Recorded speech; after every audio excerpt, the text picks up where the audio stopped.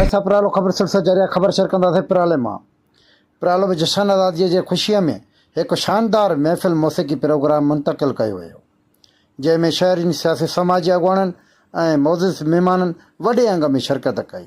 Programme जो ख़ासि महिमान प्रालो town committee chairman Syed Juman Shah हुयो।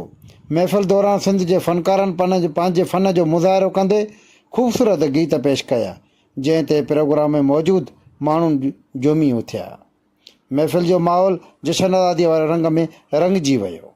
उन मौक़े ते आयल महिमाननि सिंध जे सक़ाफ़ती सुखड़ी अजरक ऐं सिंधी टोपियूं पारायूं हुयूं, संदन मान मथाऊं कयो वियो। तक़रीर खे ख़िताब कंदे प्रालो town committee chairman Syed Juman Shah ॻाल्हाईंदे चयो त जशन आज़ादीअ समेत अहिड़ा सक़ाफ़ती ऐं तफ़रीह प्रोग्राम मुंतक़िल में मुतहद कया वेंदा, छो त अहिड़ा तक़रीबनि सां माण्हू विच में मुहबत, भाईचारो ऐं हम आहंगी वधे थी, जॾहिं त नफ़रतूं ख़तमु करण में मदद मिले थी। सैयद जुमन शाह चयो त सक़ाफ़ती ऐं मौसीक़ी मुहबत ऐं अमन ऐं यकजहतीअ जो पैगाम ॾियनि था, तंहिं करे अहिड़ा प्रोग्रामनि जो सिलसिलो जारी रखणु घुरिजे। महफ़िल मौसीक़ीअ जे पुॼाणे ते मुल्क जे सलामती ऐं ख़ुशहाली तरक़ीअ लाइ पिणु दुआऊं घुरी वयूं।